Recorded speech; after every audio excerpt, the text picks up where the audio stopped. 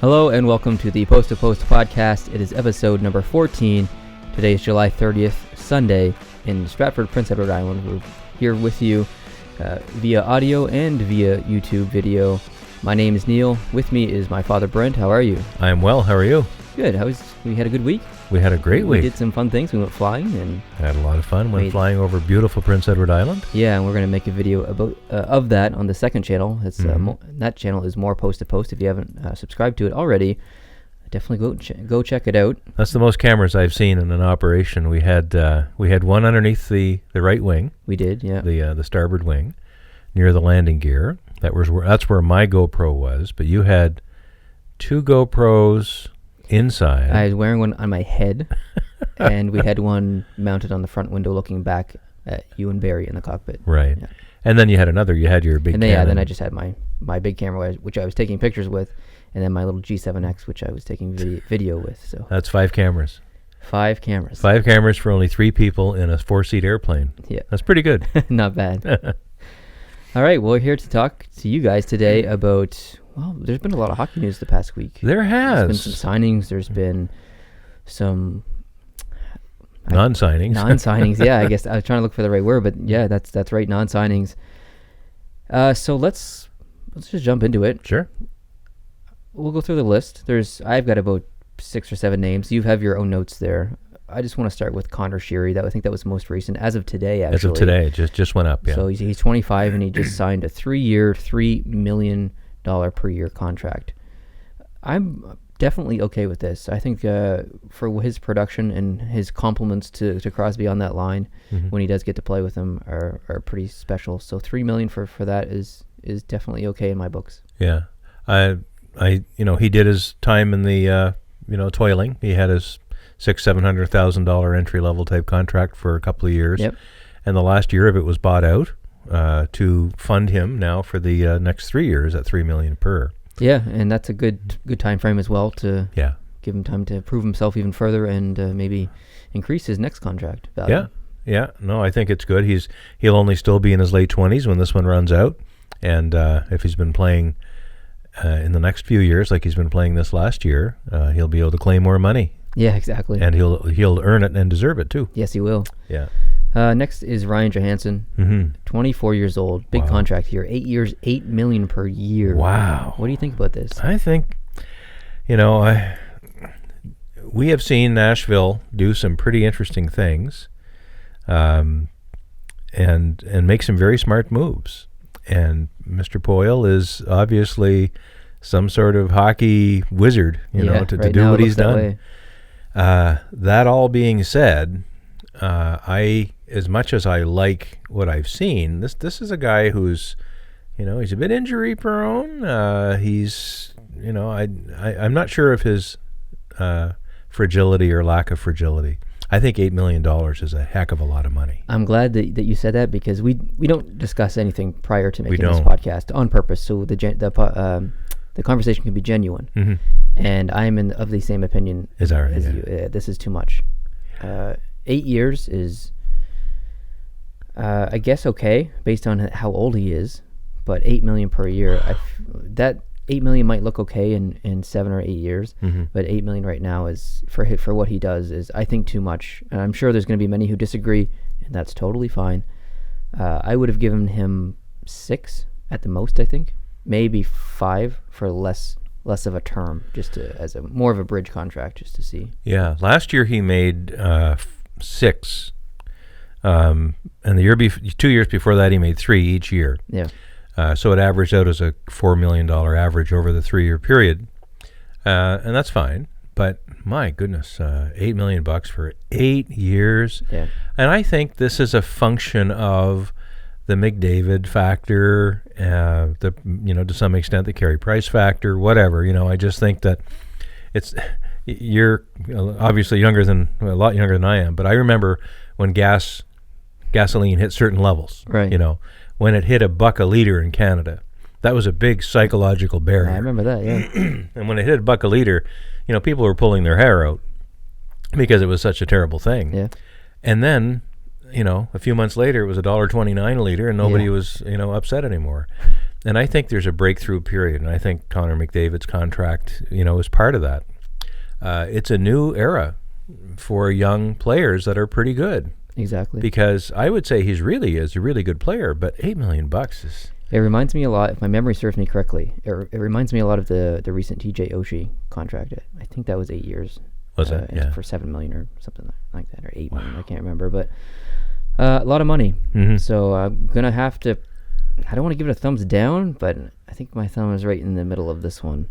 Yeah. But anyways, moving on.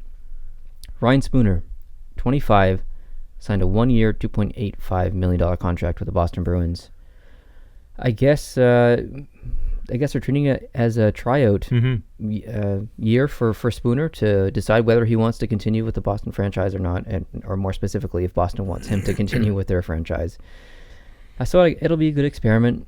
Yeah. I don't know if it's going to work, but I'm okay with this contract. Just a tryout kind of thing. Yeah. I keep saying tryout. I don't want to use that word because it's not a tryout, but in an evaluation year, maybe is the better way to put it. Yeah, and if he's only locked in for that 1 year, and he wants more, he'll show it. Yeah, exactly. He'll go out on the ice and he'll show it. And if he doesn't show it, it's not a big loss of money in the context of a $75 million salary budget. Yep, you're right. Yep. Moving on, Mark Streit, 39, 1-year contract with the Montreal Canadiens, $700,000. And this happened at a very interesting time because of Markov, and we'll talk about Markov later. But you have Markov who wanted $6 million for 1 year, 38, so a year younger. And Mark Streit comes in, clearly not as good as Markov, but Obviously. Still a very respectable defenseman, only taking $700,000. So you get him for under $1 million, and you kind of get a Markov replacement, but not really. But still, I think that's a steal. I think it's a real steal. And I think even though Mark Streit is not from even North America, let alone Montreal, I mean, he's European, I believe, from Switzerland. I think he's giving the Montreal Canadiens here a hometown discount. I think so too. Because he played with Montreal, 10 years ago, and he was quite well liked, and, he was a steady player, not a flashiest guy, but he was steady. You knew that when he was on the ice, you probably weren't going to have, Nathan Beaulieu type giveaways or bad decisions. And I think it's a great signing, and I think he's maybe the third D line, but he's in your top 6 D, I think, right away. Yep, I agree. And he's got a Stanley Cup ring on his finger just from last year. That has to count for a bit too. I think if at the very least, if you take skill out of it, he's the same age basically as Markov. If you're losing the veteran experience of Markov leaving, you're gaining it right back with Streit. So he's going to be great for the younger guys on the team. Yeah. And he's been around the league a little bit. Like you said, he's played for Montreal before, and so... Yeah, and I think there's one other element to this, too, that we didn't talk about last time, but, with Sergachev gone in the Drouin trade, right. I think one of Markov's, roles, at least maybe that the team would have seen him in, is a mentor for another Russian superstar type D player. Yes. And now that he's gone, that need for Markov on the off the ice side of things is probably not there as it was. Well, yeah, you had Markov, you had Emelin, and Sergachev. Yeah, and they're all gone. They're all gone. So we've said basic, and Radulov's gone. So the dressing room will not hear a lot of Russian in it this year, and it heard a lot last year, I'm sure. So I think that might be a bit of it. Mark Streit, very multicultural guy. I mean, he can fit in anywhere, and I agree with you. He can bring that veteran presence. And a lot of the things, certainly not all, but a lot of the things that Markov brought to the ice. All right, well, let's move on to Mika Zibanejad. 5 years, $5.35 million. How do you feel about this one? I haven't done a lot of reading on it. At first blush, it looked fine to me. It seems to be about right.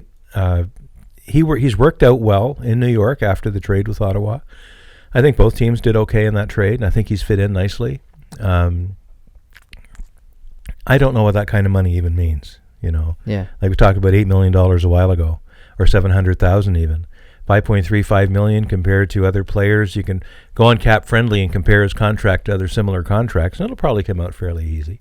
New York's not afraid to spend money, Yeah, I'm okay with this. He's 24. It means he's going to be 29 when the contract's over. He's basically in his prime right now. His production is pretty decent. He's well liked from what I've read on the team and by the fans. He's fairly consistent. 5 years is a great term. I love 5-year contracts. I don't know if I would have gave him 3.35. I would have. I don't know. 5.35. 5.35. Yeah. Sorry. I would have done 5. Yeah. At the most, but between 5. The difference between 5 and 5.35 is nothing. So yeah. How many I'm just being picky. How many options does he have to give up on his Hummer or whatever? Yeah. Yeah. So I'm okay with that one. Yeah. Good job. Yeah, me too. Moving on, Robin Lehner. Oh yeah. He's 26. He signed a 1-year, $4 million contract with the Buffalo Sabres. If you look at Buffalo, you see a team that has struggled immensely the past, 10 years, maybe. Basically since Hasek left, I think. But more so in the past 4 years specifically. And surprisingly, Robin Lehner's numbers are actually pretty decent. Yeah. It's a little shocking if you compare him to other goalies in the league, but it's quite amazing based on who's in front of him and how the team places, how well his numbers actually are. I mean, they're not amazing. He's not in the top 10 and stuff like this, but they're respectable. So $4 million, I'm actually okay with. But again, it's kind of like the Spooner contract. An evaluation year. Does Robin Lehner want to stay in Buffalo? Does the Buffalo Sabres want to keep Robin Lehner long term? They're going to look at this year as a proving ground for him. And there was some conflict last year with Dan Bylsma and Lehner. Now that Dan Bylsma is gone, this is probably one of those contracts that allow him to see how he meshes with the new coach as well. Yeah. So I'm okay with this. I am too, and it actually shows, the kind of money they're putting on the table and the talent that they're looking for.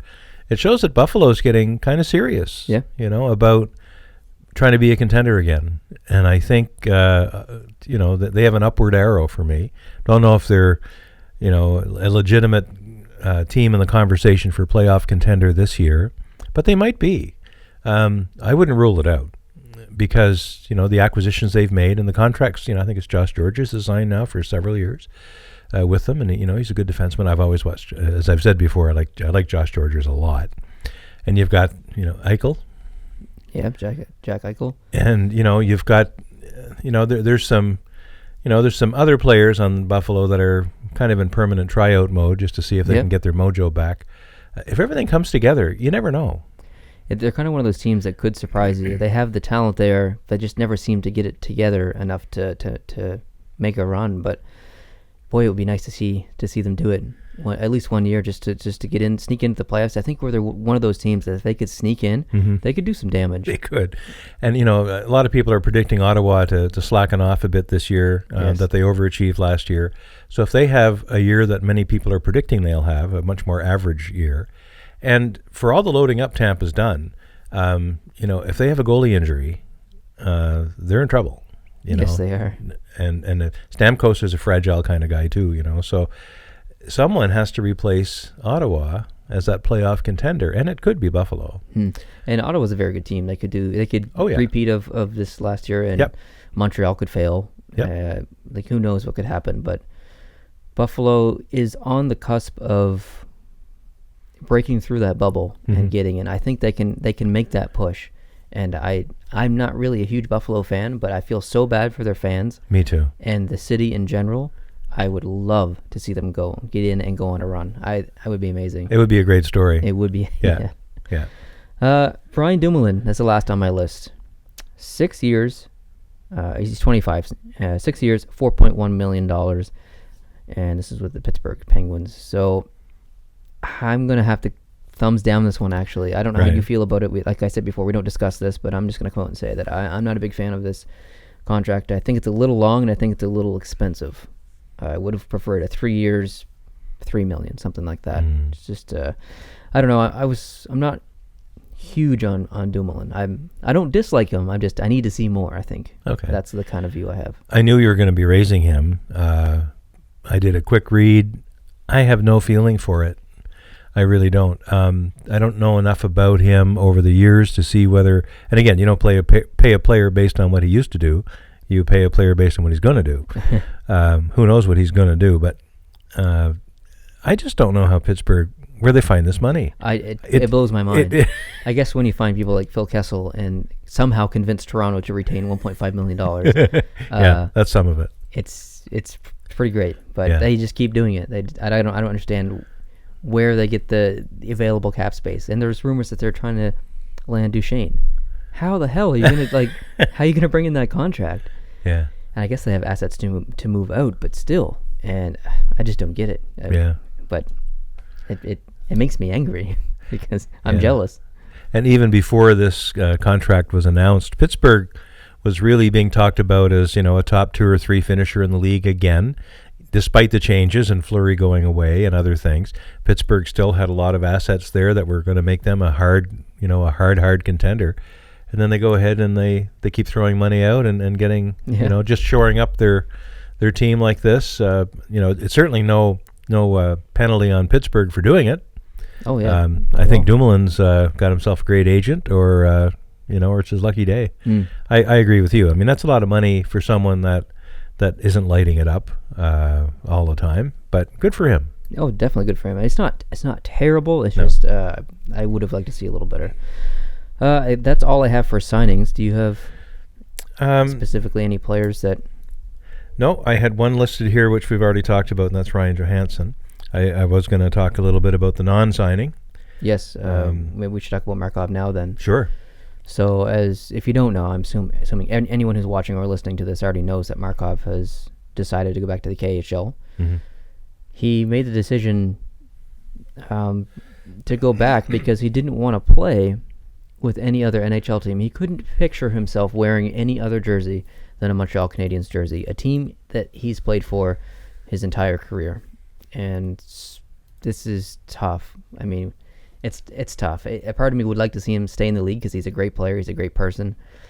But it pulls at the heartstrings a little bit to hear that he refuses to put another team's jersey on. Yeah, when I heard that, I went, oh. Yeah. And up until that point, I was okay with it, and I figured he'd be going to Dallas or some other place to finish off his career for the last couple of years and get money that he wanted. But then he said, wow, I still want to play, but I want to play so badly, and I don't want to offend my history, so I have to leave. I have to, now he's not leaving home; he's going home. Right. He just got married. Russian. He's got a child with his now wife, and plus he has previous kids from another marriage, and they're already there. They're living over there, and there's all kinds of good reasons why he would want to go back to the KHL zone. He's going to be playing reportedly for Akbar's Kazan, which is a team that doesn't light the league up a lot, but interestingly, they have had a big experience with NHL players. In the 2005 lockout, they had Kovalev, they had Kovalchuk, they had Vinny Lecavalier, they had Danny Heatley. So it's not a strange team for NHL players, many of them whom are Russian. Darius Kasparaitis played for them. Pavel Datsyuk, Fedor Tutin played for them. Vinny Burmistrov, Brad Richards, that's the other guy I was trying to think of. So, they've had some interesting players. Now they're going to have Markov in the lineup. Good for him.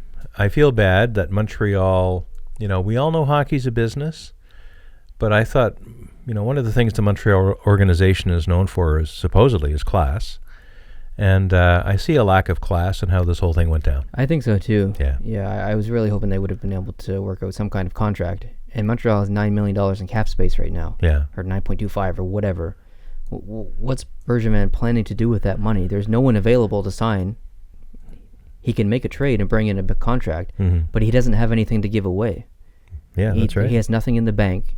He doesn't have a lot of draft picks to deal with. He doesn't have extras lying around. He has a few, but not a lot. Not enough to be willing to get rid of. He doesn't have any elite, crazy prospects down in the minors waiting to come up. There's nothing in the bank there. There's nothing in the tank or the bank or anything else that rhymes with that. It's I don't know what he's doing. I don't know what he's doing, and it's frustrating. I know, and it's frustrating the fan base in Montreal. There's lots of chatter. What does he have up his sleeve? Surely he has to be doing something. You're not going to just leave $9 million in the bank and not ice the best team you can ice. No, not in the city of Montreal. Right. So do you go out and you look at the remaining free agents? Do you go out and entice a 37-year-old Mike Fisher, to drop in? Or do you go to get a 40-year-old Matt Cullen for $1 million? Because you need someone at center, right? And those two guys are centers or can be centers. Everyone's waiting. It almost has to be a deal, right? It almost has to be a trade. You're right. Yeah. But I just don't, it blows my mind. I don't understand what he's doing. Because hypothetically, if he trades for Duchesne, and apparently that asking price is absolutely crazy because Sakic is not mentally all there. He's the whole NHL world is worried for his mental health because of what he's asking for Duchesne. But if he makes the trade, he has to give up probably one of the top prospects he has, probably a draft pick, probably Galchenyuk, and who else on the line, or who else in his list of things he has, and he's bringing one player back. So he already doesn't really have much to give away. No. And if he gets Duchesne and gives all that stuff away, then he has nothing to give away, basically for the rest of the year if he needs to make trades. Yeah. And he's going to need to make trades because the team isn't where it needs to be. So there is a problem in Montreal right now. And, maybe he's playing the long game. Maybe he's saying, look, there's a trade deadline coming up in early 2018. In the meantime, I can throw a half-decent team on the ice that's going to play 500 hockey, and we're going to be in contention. And then when the trade deadline hits, we'll make a big move, and we'll get some rentals, and away we go. I don't think the fan base will be happy with that. They want a really good, high-quality product on day one. And right now, it isn't there. And it's hard to make trades now because everyone and their dog has a no-trade clause. Yeah. So who are you going to get? Yeah. I don't know. I don't understand it. I don't either. So anyway, I guess back to Markov. Good luck. Yeah, good luck to him. He was tied with, I think it was Guy Lapointe for the number 2 in points by a defenseman. Oh. Larry Robinson was right out of sight. He was only a few games short of playing his 1,000th game with the Montreal Canadiens. Only a handful of players have done that. He was so close to knocking off some of these career lifetime milestones with Montreal and for him personally. Yeah. And now that opportunity is gone, probably for no good reason. Probably just because there was a bit of you won't talk to me, I won't talk to you, or whatever it was. He doesn't have an agent, so this may have been part of that. I don't know. It wouldn't surprise me if in 2 years or a year, because he is in good shape. Oh, phenomenal. He would come back for a 1-year contract, maybe $2 million or something like that, to finish his career officially in Montreal. I could see that. I could too, but I think something would have to change in the Montreal head office before that would happen. I think whatever went wrong, if it is not fixed, whatever that is, whether it's ownership, whether it's Bergevin himself, then I don't know if that would happen. But I'd love to see it happen. Yes. And maybe, who knows, this is possible. He's going to the KHL. As one commenter put on the interwebs in a discussion I saw online about the trade, let's see if he gets paid or not. Because the KHL and their teams are not really all that healthy in every respect. Yeah, there's a lot of up and down in that league, so it'd be interesting. It's a good point. Maybe in a couple of months it won't work out, and he'll be back with a much lower asking price. I don't know. Yeah. And he could come back in the middle of the year. We don't know. Who knows? So I think you wanted to talk about Dallas. Moving on to the next topic. Just very quickly. Yeah. This coming season, 2017-2018, is Dallas's 25th season in the league as the Dallas Stars. And in recognition of that, the worst-kept secret in hockey was revealed and made official yesterday, which was Saturday the 29th, and that Dallas will be hosting the 2018 NHL Draft. That's great. In late June at the American Airlines facility. And they'll be having the draft there, and good for Dallas. It's a big year for them. 25th anniversary is pretty good, especially in a team or in a place where hockey is not something that takes root naturally. It had to be watered and fed a lot. And it's done well.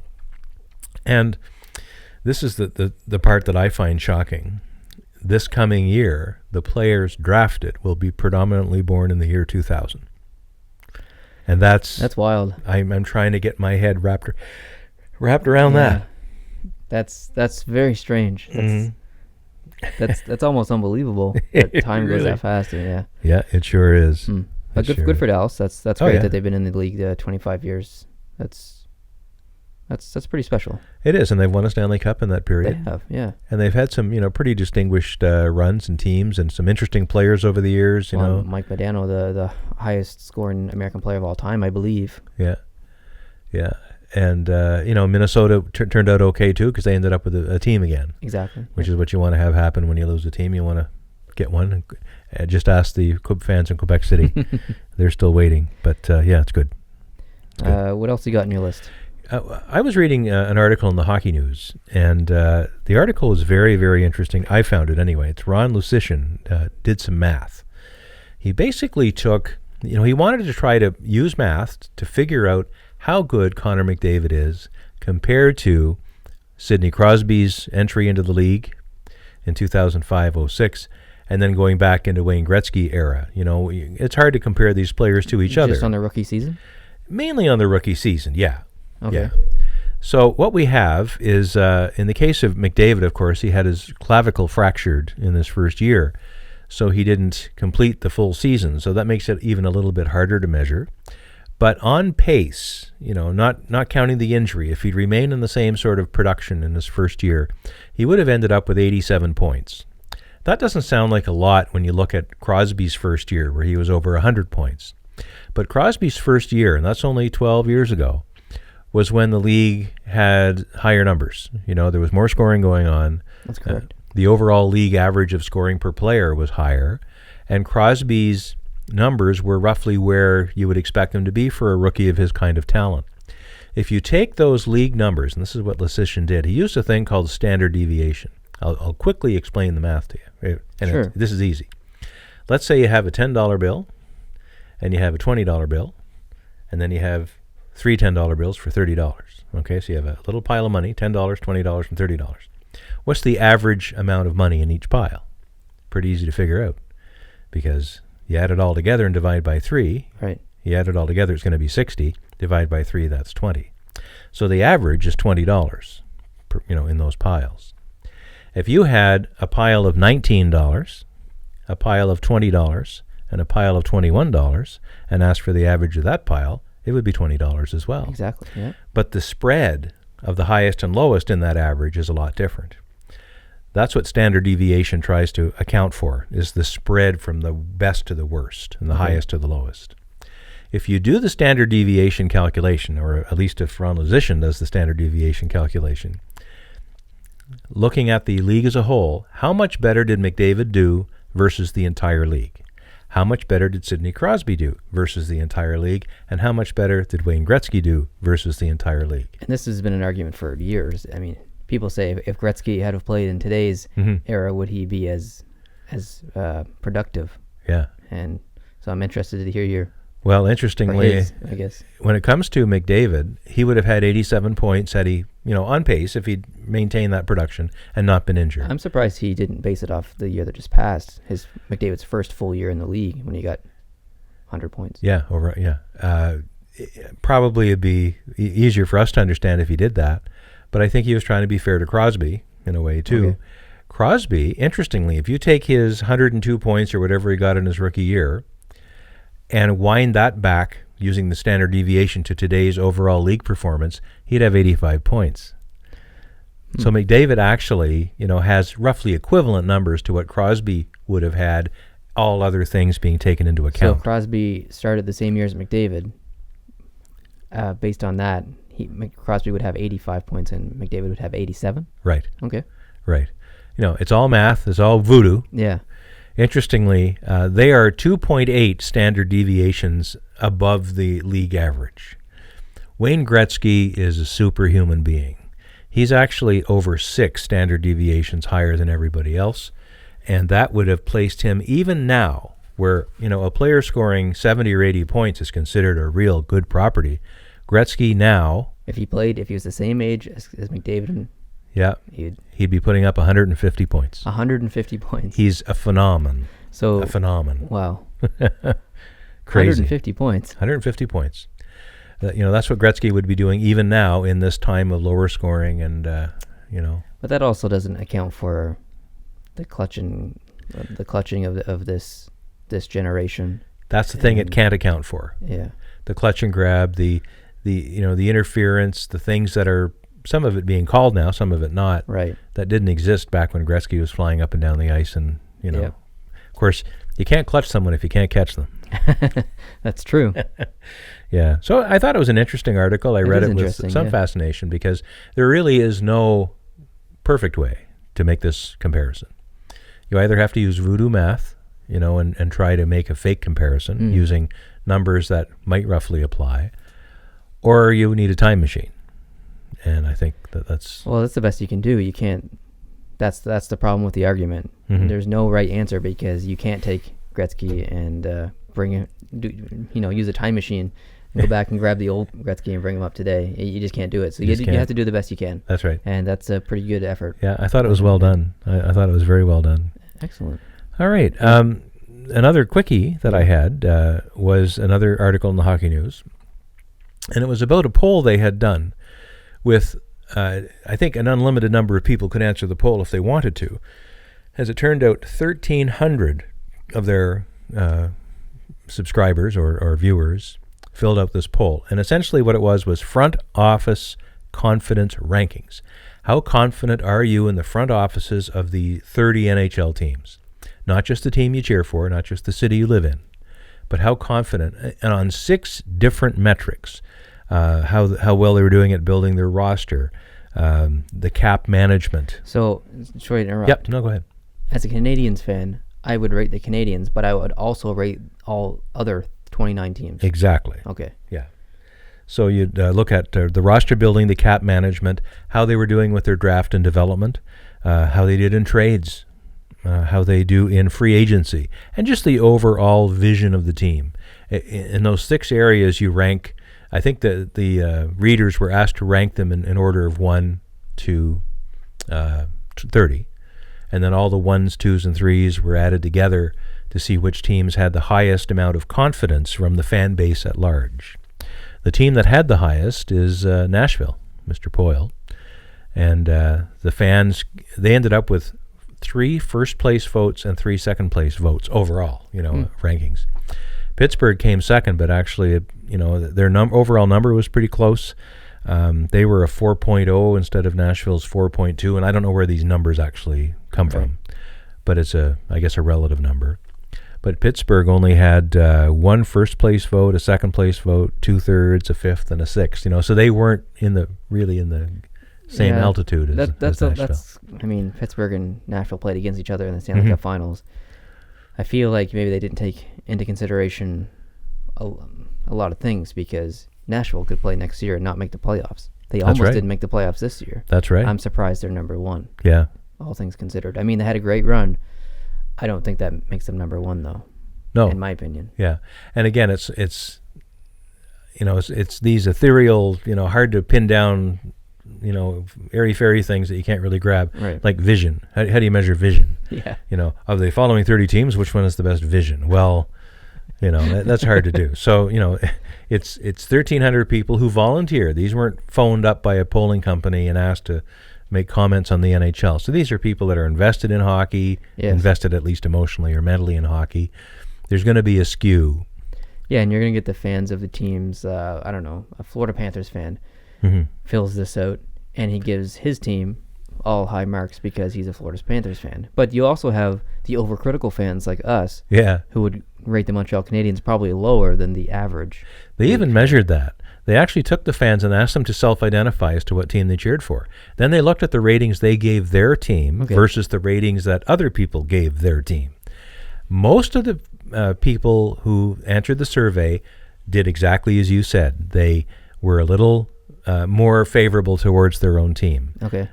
But there were 4 teams where the local fans or the team's fans were more critical of the team than the average. I'm interested to hear these 4 teams. They were the Detroit Red Wings, the Washington Capitals, and you can see the frustration in that market. Yeah. All right. San Jose Sharks. I understand that as well. Yeah. And the Minnesota Wild. I think in the case of Minnesota, probably people were expecting more by now, and they haven't got it yet. Yeah. I think that's what's going on there. All the other teams, Montreal, Toronto, Boston, they're fans who rated their team just a little bit higher, and it wasn't excessive. It wasn't crazy. Like my team's, number 1 in everything. Yeah. Like the people were trying to be, pretty well straight shooters on that. Yeah. The overall worst team in the league that finished last in the confidence was Colorado Avalanche. Again, a poll probably based off this year. Yeah. Because 2 years ago they won their division. Exactly. So, this year, they didn't even get to 50 points. I think they had 47 points. It was an abysmal year. Yeah, just terrible. The next worst team, the second to last on the list, was Vancouver. Yeah. Vancouver. Yeah.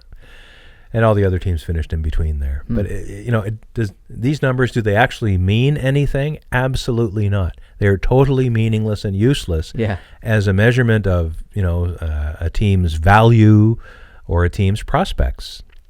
It's a completely arbitrary and fictional way of measuring anything. But we know, just from the comments you get from the Post to Post TV channel, how people need to have rankings and need to have lists. They are obsessed. They love it. I don't know what it is about the human race that loves rankings and lists, but I will provide. Yeah, and the Hockey News is providing too. Yeah. It's interesting though, because if you're an outsider looking at the seasonal statistics 1 to 30 from this year, you'd see Nashville in first, which is the same as the poll. Mm-hmm. You'd see Pittsburgh in second, or I guess it's not Nashville's not first, but second, I guess, is they went to the conference finals. Pittsburgh's first, but so close is what I'm getting at. I'm curious to know where Tampa was rated on that list, because this year was a bit of an anomaly, and they were, 19th or something like that, or 20th league-wide. It would be interesting to see where they were on this list, because if they're at that point, I feel less confidence in this poll, because I think that the broader hockey fan knows of the struggles that the Tampa Bay Lightning had this year, and I feel like regardless of how they finish this year, the outlook would be higher than what they placed. So they placed 17th or 18th or 19th or whatever. I would assume they're probably around 10 in that list. That's my guess. Yeah, and I wish I had the list in front of me. And while you've been talking, I've been at my little laptop here furiously trying to find it, and I don't have it. I only wrote down the top 2 and the worst 2, and I didn't get the rest. So I'm unable to test your prediction. You can't find it?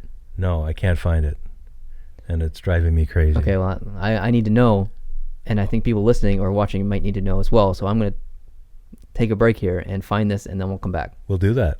All right, we're back, and you have found the list of that we were just speaking about. I have. So hit me with it. Where are the Tampa Bay Lightning? I'm still looking. We're getting closer to your prediction. Not 17, not 16. Blackhawks were 16. Edmonton 15. Were 15. Whoops.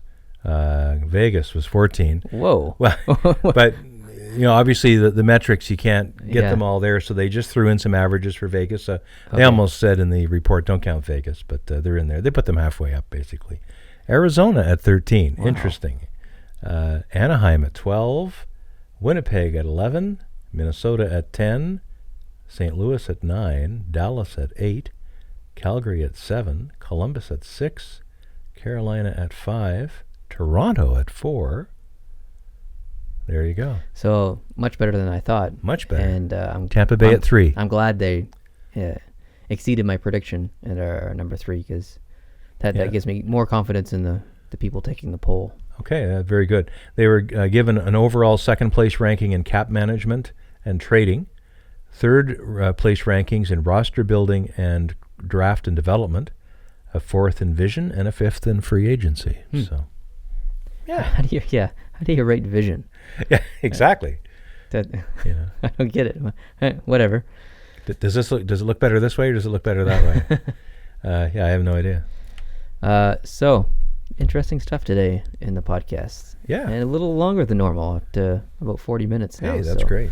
Podcasts, there's no time limit, so that's... There is no time limit. Yeah. The world is an open place in the world of a podcast. So thank you for joining me today. Appreciate it. Thanks for having me. Thanks for doing the research and sharing some stuff like that poll with me. That was good stuff. And that basically wraps it up for today. Thank you guys for listening. Thank you guys for watching on YouTube. If you, like I mentioned at the beginning of this video, if you're not aware that we have a second post-to-post channel, it's called More Post-to-Post. Go check that out on YouTube. We have 3 videos on there currently. There's a video of me kayaking in Prince Edward Island. There's a video of our Dunkirk review. We went to go see Dunkirk recently. And we talked about it and had a 36 or so minute review on it. Highly recommend going to see that movie if you haven't, and then going to watch that movie review and tell us what you thought. And then the third video is a pop taste test, which is pretty funny. There's some funny points. So if you haven't seen that yet, definitely go watch it. It'll make you laugh, I think. Yeah, guaranteed. Yeah. Guaranteed chuckles. Coming up this week on Post to Post for videos, we're going to talk about the average team attendance in the NHL. We're going to talk about the attendance of the NHL in their teams versus the MLB and NFL. How well are NHL teams doing based on attendance compared to other professional sports teams? So some interesting stats there. We're going to talk about the Czech logos. We're going to look at some British arenas in the EIHL, I think it is, British Elite Hockey League. Mm-hmm. What else was on the schedule? There's some other things that we're going to talk. I think I'm going to do the top 10 best plus minus in the last 4 years. And on popular demand, we're finally going to get around to talking about the 1980 Miracle on Ice. Oh, right. That was the other thing. Yeah, we're going to do that. Yeah. So what we're going to do, I think that the plan you have, I actually was a witness to the Miracle on Ice. I remember watching it almost live, and I'm going to say not live because they weren't broadcasting the game live. Wow. The game was a secondary thing when ABC did the Olympic TV schedule up. The ABC asked the hockey gods, the Olympic gods, to move hockey into prime time so they could show it live, and they said no. So the game was actually played in the afternoon, but ABC showed it that evening on tape delay. So that is the Miracle on Ice we're going to talk about. Now, you haven't seen that or any of the movies. I don't even know the story, really. Okay. It happened 6 years before I was born. Yeah. But you're going to explain it to me. I am. In a video. We're going to just have a brief discussion as you explain it to me. I'll have some questions. And then we're going to pause the video or stop the video. We're actually going to go watch the movie. Yeah. Come back and do another video, and then I'll combine the two, and it'll just be one. And I'm not sure yet which movie I'm going to suggest we watch. There were really 2. There was a made-for-TV movie called Miracle on Ice. Okay.